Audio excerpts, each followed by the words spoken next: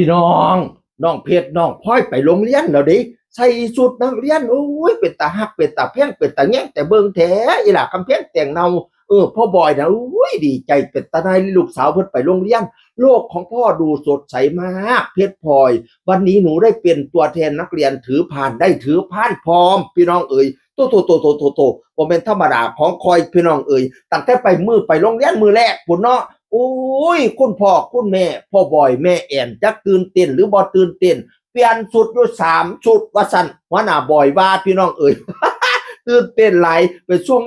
ลูกสาวก็มาปลุกได้เช้าพ่อขาไปส่งเพชรหน่อยค่ะไปเซ็นส่งพลอยหน่อยค่ะสั่นไปปลุกแต่เช้าไปปลุกพ่อนั่นลูกกับปวดพ่อแม่กับปวดแอนอรดีตื่นขึ้นมาแต่งตัวให้ลูกตัวพักอย่าปลูกผมให้ลูกตัวบอยสิริไส้กะหวีผมสางผมให้ลูกตัวคุณพ่อคุณแม่ดีเด่นน่ะพี่น้องเอ๋ยอุ้ยสุดยอดอ่อนช้อนเนาะอ่อนช้อนแม่แอนจัดกระเป๋าเปียผมแต่งตัวให้หนู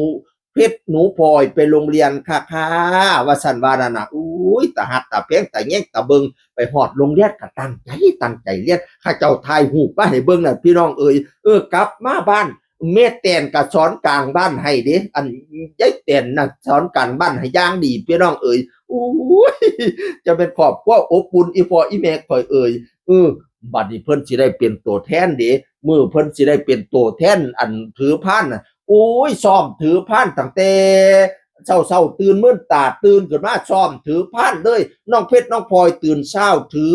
ซ้อมถือพานไว้ขู่คาบว่าซั่นว่านั่นน่ะตื่นเต้นพี่น้องเอ๋ยบัดนี้นี่มื้อไปอันบ่ายคู่น่ะเนาะโอ้ยผู้ใดก็เห็นก็อ่อนช้อนเป็นฝาแฝดเนาะหน้าตาคือกันใส่ชุดคือกันผู้ใดเห็นก็อ่อนช้อนถือพานคู่กันน่ะพี่น้องยายแตนน่ะจนว่าน้ำตาไหลน้ำตาย้อยพี่น้องยายแตนใจเกินแสนนั่นแม่น้ำตาค่อยไหลจ้ะพี่น้องแค่4 มื้อเองว่าซั่นเห็นหลานถือพานไหว้ครูพี่น้องแล้วน่ะดีใจหลายตัวคักใจหลายยายแตนน่ะแล้วบอกว่าน้องเพชรน้องพลอยนี่คือหลานเราในอดีตชาติค่อยรู้สึกจังซั่นว่าซั่นว่าผู้ใดสิว่าจังได๋ก็ตามช่างเขาไปยืมทองผู้อื่นเกิดซื่อน้องเพชรนั่นคือพ่อบอยน้องพลอยนั่นคืออันแอนอรดีพะนะว่านั่นน่ะเขาไปยืมข้องผู้อื่นเกิดซื่อหลานข่อยคิงนี่ล่ะว่าซั่นว่าแล้วอ่อนช้อนหลานแล้วไหวหลายแล้วดูแลดีเลี้ยงเกียบเสียมามเบิ่งแย้งดีเป็นตาได้พี่น้องถ่ายคลิปหยังมาให้เบิ่งคนก็อ่อนช้อนยอดวิวเป็นแสนเป็นล้านพี่น้องน้องเพชรน้องพลอยนั่นน่ะสุดยอดพ่อบ่อยเก่ารูปตั้งแต่สมัยพ่อกันมือแรกก่อนพ่อกันอยู่วัดเนาะพี่น้องแล้วก็รูปตั้งแต่เราไปน้องเพชรน้องพลอยมือแรกอยู่วัดพุ่นน่ะวันอันตั้งแต่วันเฮาเจอกันวันแรกบัดนี้ก็พ่อสิเฮ็ดให้ชีวิตของหนูดีขึ้นเรื่อยๆพะนะว่านั่นน่ะอุ้ยบุญหลายสายยาวแล้วได้มาอยู่กับพ่อบ่อยแม่แอนน่ะอีหลาบักหลาเอ้ยโอ้อีหลา2อีหลาเนาะบ่แม่นอีหลาบักหลา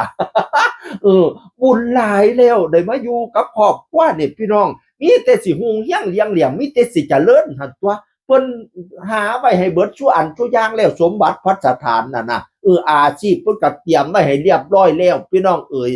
บัดนี้นี่ก็บ่แม่นหาแต่เงินแต่คำไว้ให้เพิ่นก็สอนมารยาทอะไรทำไมยายเต็นแล้วดูแลดีคือหยังนี่ตัวนั่นล่ะมาอ่อนช้อน